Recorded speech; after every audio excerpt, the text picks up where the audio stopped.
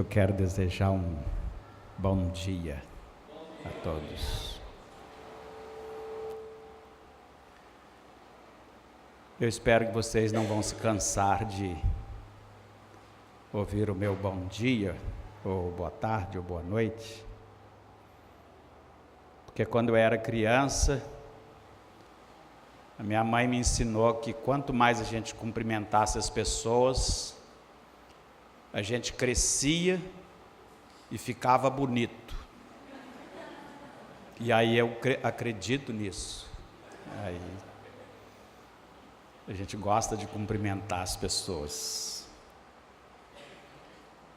Obrigado pelo privilégio que os irmãos me deu aqui, estão me dando aqui durante esses dias. Parabéns à igreja por mais um ano de atividades. Hoje nós vamos ler o Salmo de número 51. E hoje nós vamos ler a partir do verso 8.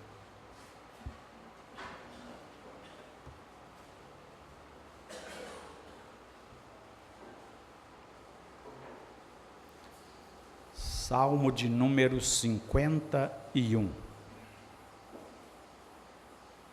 verso 8.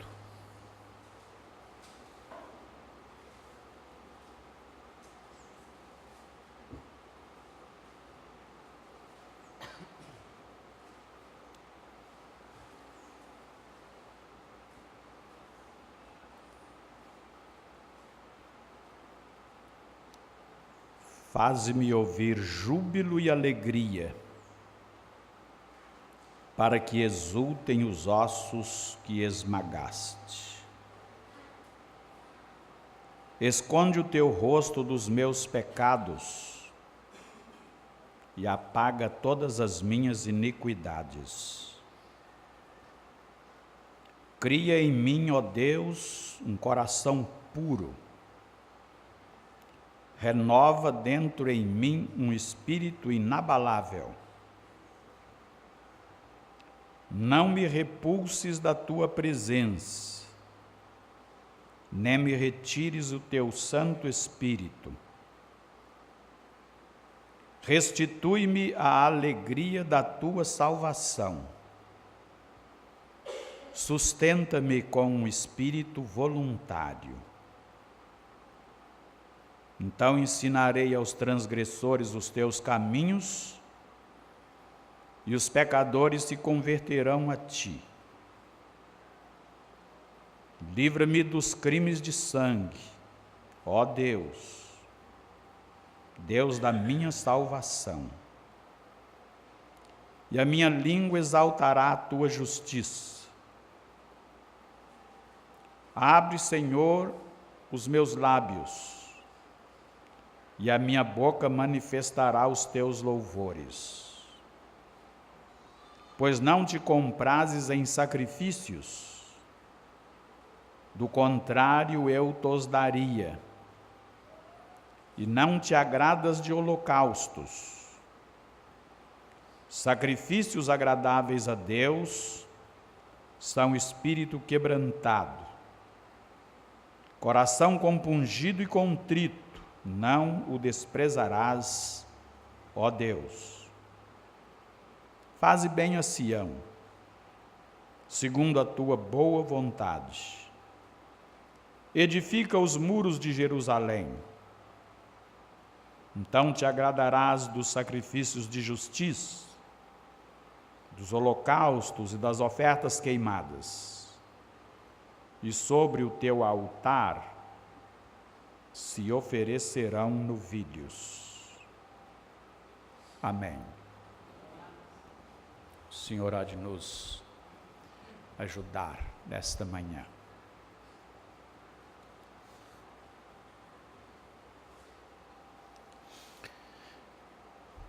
Ontem nós falamos um pouco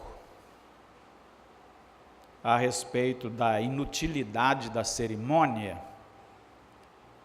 sem a prática. Lembramos que as cerimônias têm valor quando de fato nós praticamos aquilo que a cerimônia nos ensina. Ontem nós falamos também um pouco do efeito do pecado na mente.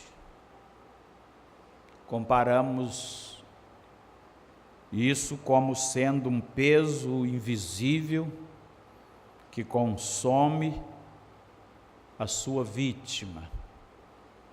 Consumiu a juventude de Davi. Esse peso, a mão de Deus que pesava sobre ele. E ontem nós pensamos também um pouquinho que há pecados contra os irmãos, há pecados contra o próximo, há pecado contra a natureza, contra o nosso próprio corpo. Mas, em primeiro lugar, o pecado é contra Deus. O Deus Santo se sente ofendido com qualquer tipo de pecado que nós praticamos. Nós pensamos um pouquinho na diferença entre o pecado do ignorante e do entendido. Pecado é pecado, mas o entendido, o que tem luz, discernimento, o pecado pesa mais sobre a vida dele.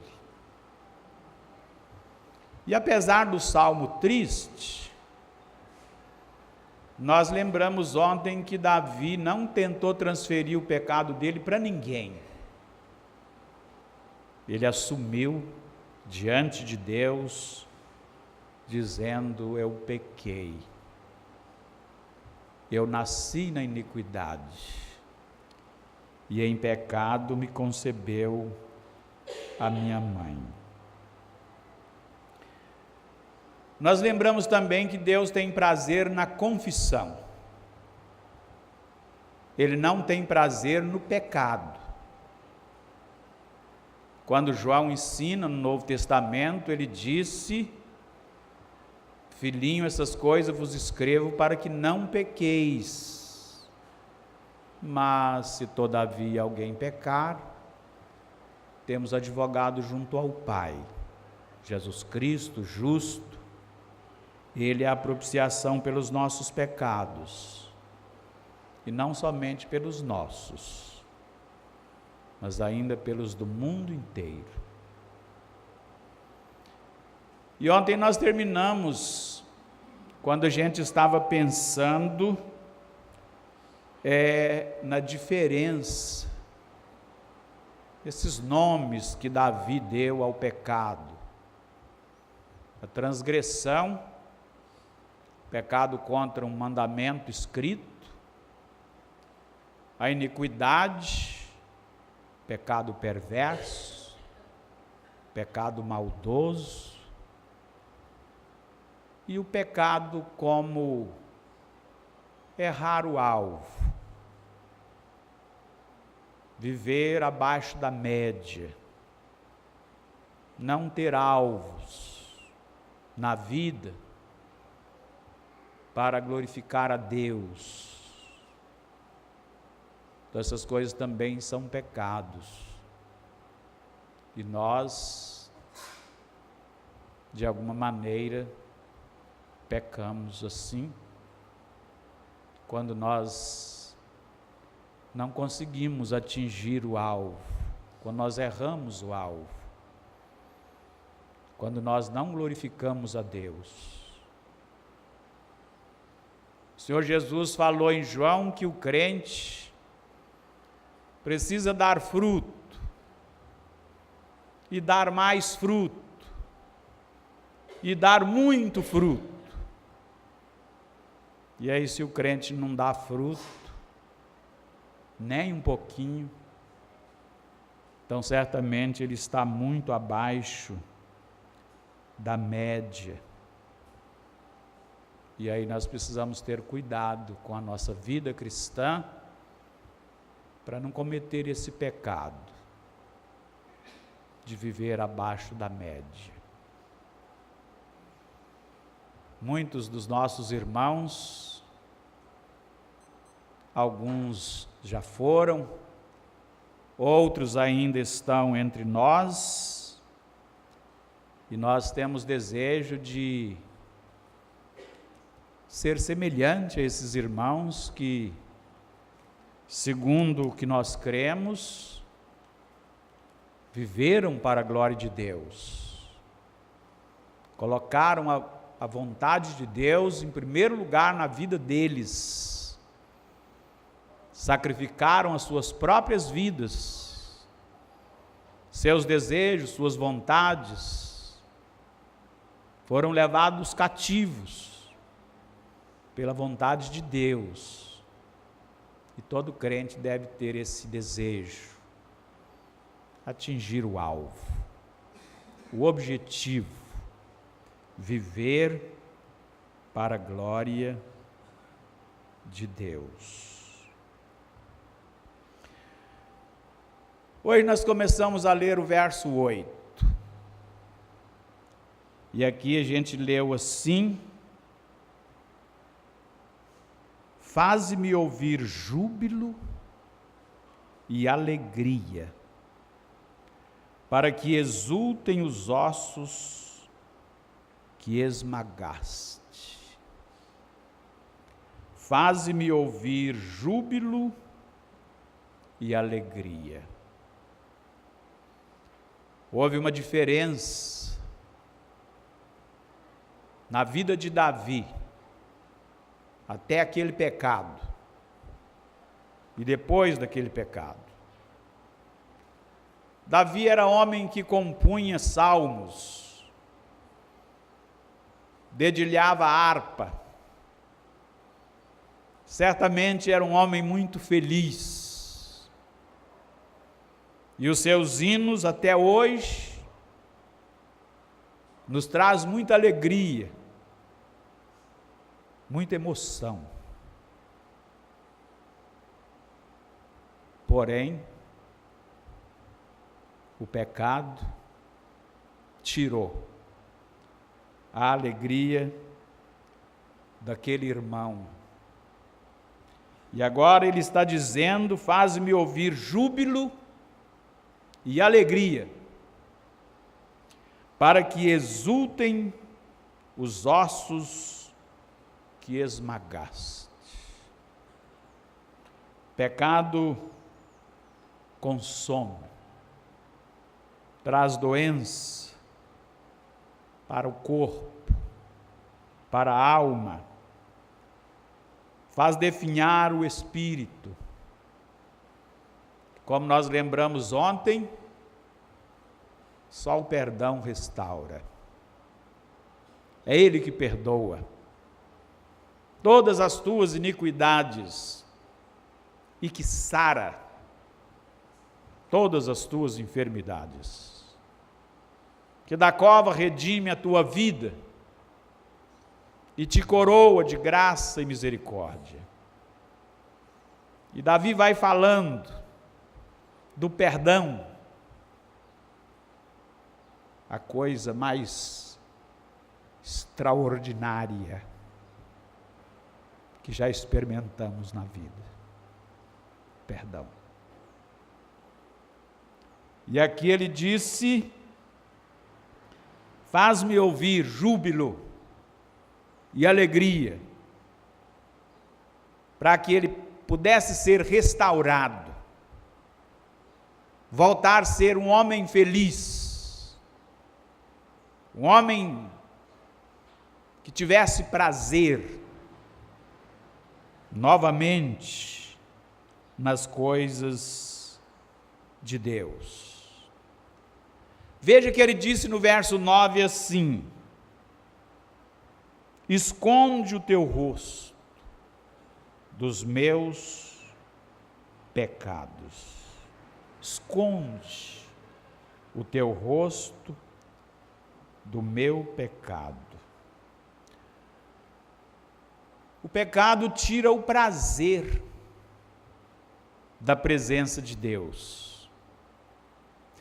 O pecado tira o prazer, desfaz o prazer da comunhão com a igreja,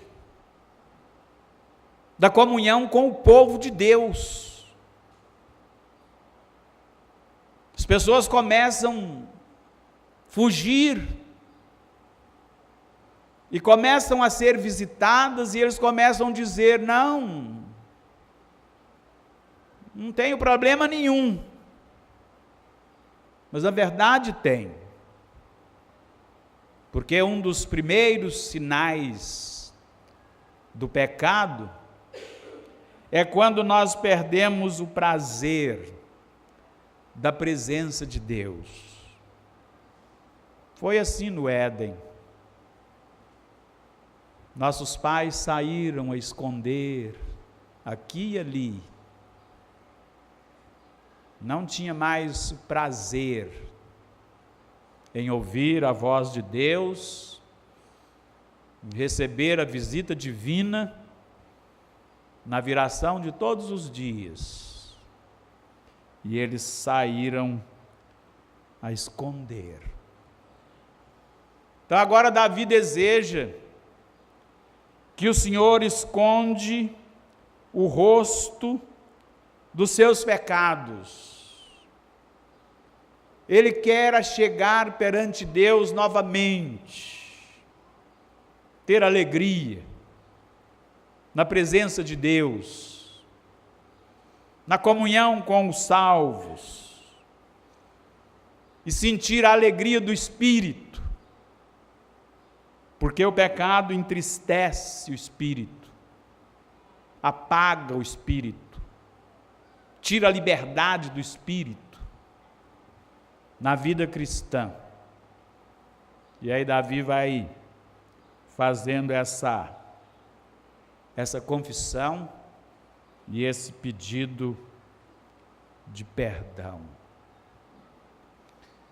Eu fico pensando que é diferente o pecado do incrédulo e o pecado do crente. O incrédulo conta o seu pecado como uma façanha. Quando trabalhava de empregado, na segunda-feira, os companheiros chegavam contando as façanhas que eles fizeram no fim de semana. Mas a gente acompanhava os crentes e percebia que na vida do crente é diferente. Tira o gozo, tira a liberdade de orar. O crente fica com vergonha de orar. Aquela intimidade que ele tinha antes, que talvez ele não usa na congregação, ele usa lá no seu quarto, na sua intimidade com Deus. Agora ele fica com vergonha de voltar a falar com Deus daquela mesma maneira, pensando: mas será que eu não sou um hipócrita? Um fingido? Mas aí Davi pede que Deus resolva esse problema e que ele volta a ser um homem feliz, uma pessoa feliz. Restaure a liberdade, a intimidade com Deus. Volte a falar com Deus, com ousadia, nas suas orações em particular, e mesmo nas suas orações públicas. É muito gratificante ouvir os irmãos experientes orar, e falar com Deus com toda liberdade. No verso 10, ele acusa o seu coração. Ele disse: cria em mim, ó Deus, um coração puro. Eu quero um coração puro. Renova dentro em mim um espírito inabalável. Davi acusou o seu coração de ser carnal. Davi se acusou de ser vencido pelos desejos do coração. E uma das primeiras coisas que a gente aprende nas Escrituras é que nós temos que ser senhor dos nossos desejos. O Senhor falou isso com Caim. Seu desejo será contra ti, mas cumpre a ti dominá-lo. E Davi está sentindo que ele foi vencido pelo desejo do coração, pelo desejo da carne. Ele não foi forte o suficiente. E quantas vezes, moços e moças, irmãos e irmãs, fraquejam diante dessa responsabilidade de dominar os desejos carnais, a concupiscência dos olhos, a concupiscência da carne, a soberba da vida. Davi reconhece isso. Eu fracassei. O que eu tinha que ter aprendido, ou tinha aprendido desde o Gênesis, que eu preciso ser senhor dos meus desejos. Isaías fala que a nação de Israel era uma nação que tinha o coração enfermo,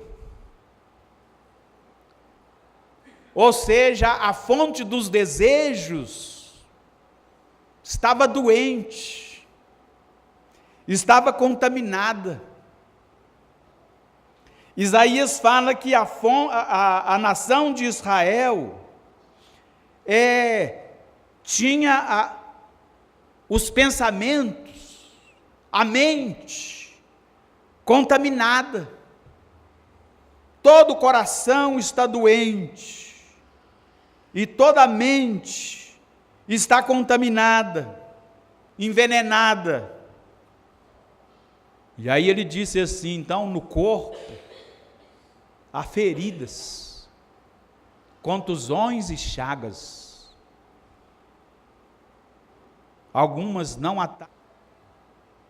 E se essa fonte estiver doente, todo o corpo vai estar contaminado por causa dessas duas fontes que precisa ser tratada com cuidado, sentido espiritual.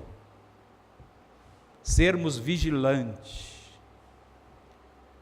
Ontem nós lembramos que não podemos deixar ir para o tribunal de Cristo aquele pensamento mau, aquele desejo mau.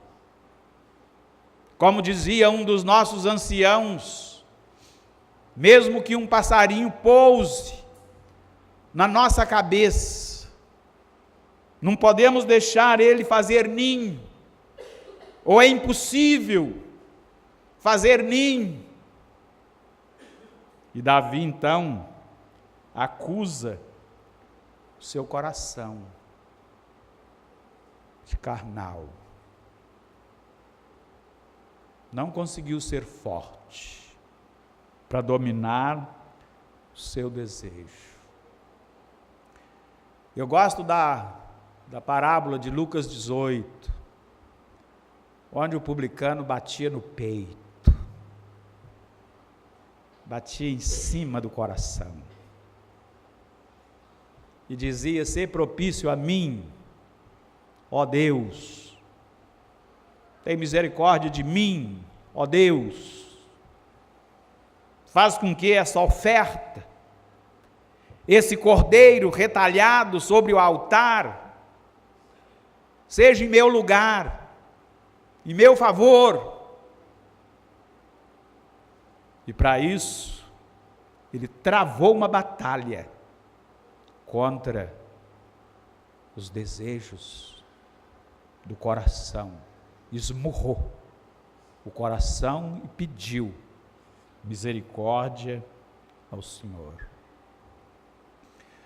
O Senhor Jesus disse em Lucas 21, acautelai-vos por vós mesmos, para que nunca vos suceda que os vossos corações fiquem sobrecarregados com as consequências das orgias, da embriaguez e das preocupações desse mundo, para que aquele dia não venha sobre vós repentinamente como um laço. E aí a gente lê isso e diz: eu estou livre. Estou livre da orgia, estou livre da embriaguez. Mas quem sabe não estamos livres das preocupações. Quem sabe as preocupações enchem a nossa mente a ponto da gente esquecer da nossa pátria. Da gente esquecer que a gente não é daqui. Que nós temos que preocupar com a nossa pátria que está no céu, de onde também aguardamos o Salvador, o Senhor Jesus. E aí ele disse: renova dentro de mim um espírito inabalável. Interessante isso. Pecado nos deixa com baixa estima. O pecado tira a nossa ousadia.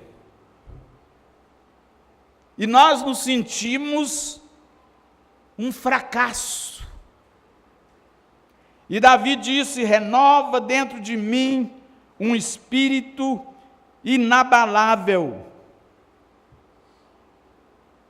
O homem valente de outrora,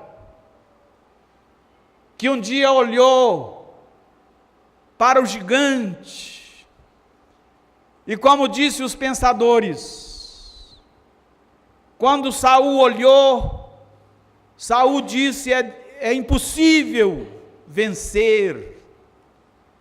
Mas aí Davi olhou e disse: é impossível errar. Ele é grande demais. E agora o homem disse: renova dentro de mim um espírito inabalável. Davi aprendeu na prática. Povo em pecado é um povo fraco, é um povo infeliz. Povo em santidade é um povo forte, é um povo alegre. Essa é uma das lições principais do livro dos Juízes. O povo pecava e Deus os entregava nas mãos dos seus adversários. O povo arrependia, Deus perdoava e levantava libertador. E quando a gente lê das coisas pequenas, as coisas frágeis que Deus usou naquele livro, nós ficamos admirados e felizes. por saber que gente como nós, Deus pode usar. Coisas frágeis, coisas loucas, coisas que não são. O livro dos Juízes vai falando dessas coisas e vai deixando essa lição: o povo em pecado é um povo fraco. Deus os entregou nas mãos dos adversários, mas povo em santidade, Deus perdoa, restaura, levanta libertador e faz daquele povo um povo forte. No livro de Gênesis nós temos uma ilustração disso. Os 5 reis vieram e fizeram guerra contra os 4 reis, Sodoma, Gomorra e as cidades vizinhas, e levaram tudo. Eram exércitos numerosos. E a notícia chegou para Abraão: levaram Ló cativo. Ló e a sua família foi levado cativo. E o homem de Deus, com 318 servos e alguns aliados, perseguiu, alcançou aqueles exércitos, derrotou, tomou todos os despojos, devolveu, cada um nas suas cidades. Povo de Deus em pecado é um povo fraco, é um povo infeliz. Povo de Deus em santidade é um povo forte, é um povo alegre, é um povo que contagia, passa isso para outras pessoas. Mas aí Davi disse também assim: não me repulses da tua presença, nem me retires o teu Santo Espírito. Não me repulses. Tenta entrar no sentimento de Davi. Davi lembrou que Adão e Eva foram expulsos do Éden por um pecado inferior ao dele. Se é que a gente pode dizer isso, hein? E agora ele está dizendo: não me repulses da tua presença. Ele está pensando: Deus vai desistir de mim. E com toda razão. Deus vai desistir de mim. Deus vai fazer comigo o que Ele fez com Belsazzar. Deus pode me entregar nas mãos dos meus inimigos com toda razão. Deus pode fazer comigo o que Ele fez com Eli e os seus filhos. O que Ele fez com Sansão. Que sentimento horrível. Deus pode me rejeitar. Deus pode colocar outro no meu lugar, outro melhor do que eu. Não me repulses da tua presença. Não me retires o teu Santo Espírito. Outro temor de Davi. O homem ungido com o óleo sagrado. Veio sobre ele o Espírito Santo. Mas esse Espírito podia sair, podia ser tirado. Ainda não tinha sido dado a promessa que Deus enviaria para estar para sempre conosco. Davi não tinha essa promessa. E ele disse: não me retires o teu Santo Espírito. No Velho Testamento, a missão do Espírito era temporária. O escolhido de Deus era visitado pelo Espírito, realizava uma obra, e depois o Espírito voltava para o seu lugar. Muitas vezes a Bíblia diz de pessoas possuídas pelo Espírito, mas que depois o Espírito voltou para o seu lugar. Mas a igreja tem essa promessa: eu vou enviar o Consolador, ele vai estar para sempre convosco. Mas há poucos anos atrás, Davi tinha convivido com Saul. O Espírito Santo tinha abandonado Saul. Um espírito maligno vinha atormentar Saul. Davi conviveu com isso. E é isso que enche Davi agora de temor, de terror. Ele viu o líder anterior ser atormentado por um espírito maligno, porque Deus tinha retirado, abandonado Saul. E o abandono de Deus é sombrio. O abandono de Deus é tremendo. Infelizmente,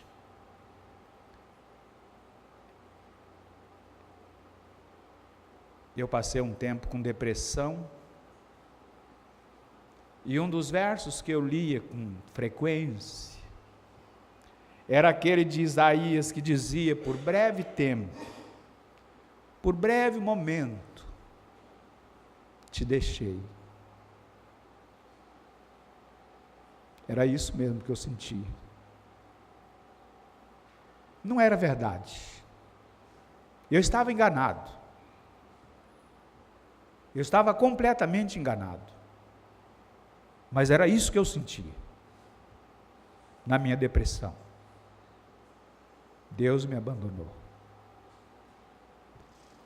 Mas no mesmo verso, a última parte diz: mas novamente, com misericórdia, vou te acolher. E aí era um sentimento seguido do outro sentimento. Davi está dizendo: não retires de mim, não tires de mim o teu Espírito. Verso 12, ele volta a falar da alegria perdida.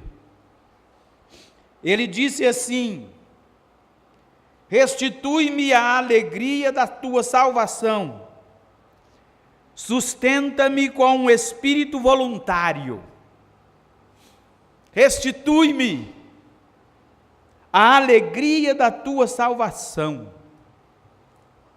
Davi tinha perdido a alegria da salvação.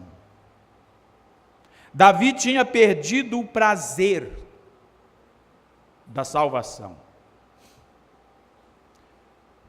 Hoje poderíamos dizer: Davi tinha perdido a esperança do céu. Davi tinha perdido o gozo na reunião da igreja, na comunhão da igreja. Porque o pecado devasta a vida cristã, tira tudo de bom que a vida cristã tem. E ele pede restituição. Restitui-me a alegria da tua salvação. Davi usa essa linguagem semelhante à que nós usamos hoje.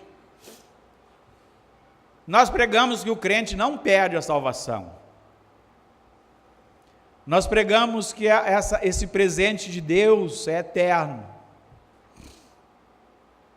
Mas cremos que o crente perde a alegria, o gozo,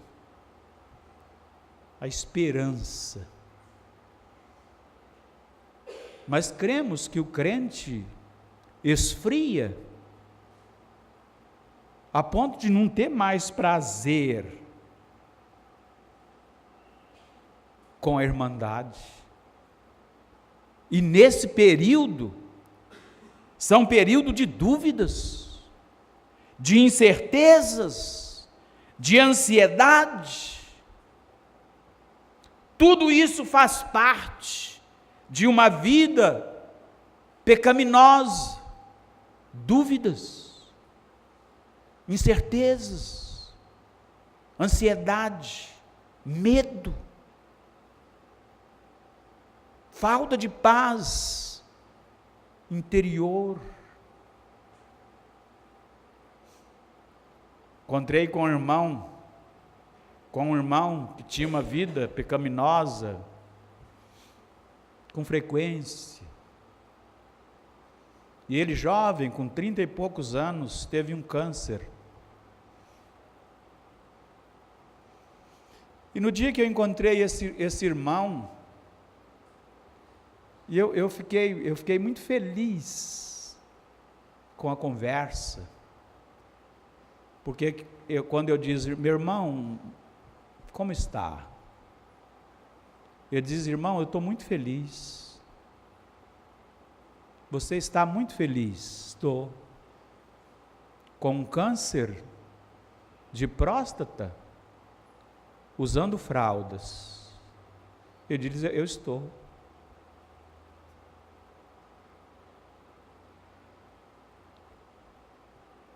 Falou, irmão,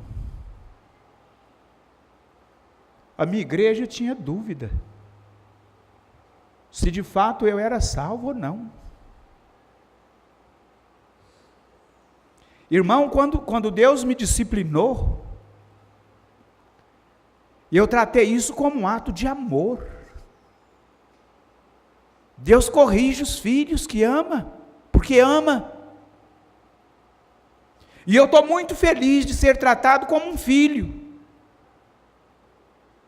E estou muito feliz porque os irmãos podem me chamar de irmão novamente, com segurança. E mesmo com câncer, o irmão voltou a ter o gozo, a alegria da salvação. E Davi diz, restitui-me a alegria da salvação. Sustenta-me com um espírito inabalável, com um espírito nobre, com um espírito generoso, com um espírito pronto a servir, com um espírito voluntário. Renova dentro de mim, sustenta-me com esse espírito que tem prazer de servir. Porque muitas vezes julgamos que é privilégio muito grande ser servido.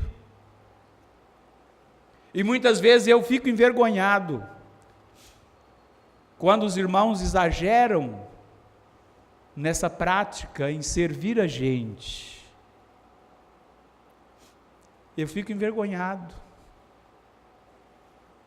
porque eu sinto que o dever cristão, que o privilégio cristão, deve ser sempre esse de ter um espírito nobre, generoso, pronto, voluntário, Eu sinto que a igreja de Deus deve haver entre nós essa disputa positiva por querer servir. Esse desejo de dizer, não, é eu que quero fazer, é eu que quero doar, é eu que quero.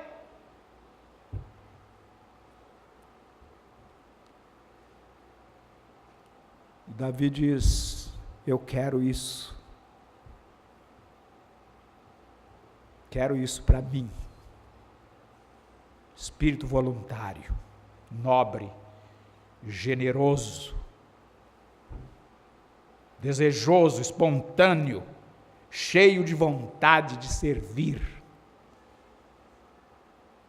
Servir é uma das coisas que nós já levamos aqui, em comparação ao nosso mestre, que fazer a vontade de Deus e realizar a sua obra era o ponto mais alto da vida daquele homem. E quando nós temos o desejo de servir, nós provamos na prática ser um discípulo daquele que veio não para ser servido, mas para servir e dar a vida em resgate de muitos. Que nós, como crentes, como servos de Cristo, tenhamos esse desejo desse espírito pronto, generoso, voluntário, nobre, de servir. Isso vai nos acusar lá fora de ser discípulo de Cristo, ser servos de Cristo. Que o Senhor nos ajude, que nesses períodos de meditação nesse salmo doloroso para Davi, mas que tão precioso para nos ensinar como resolver nossas dificuldades pecaminosas, como vencer nossos desejos fortes e como abrir o coração para Deus. Que sejamos assim. Amém.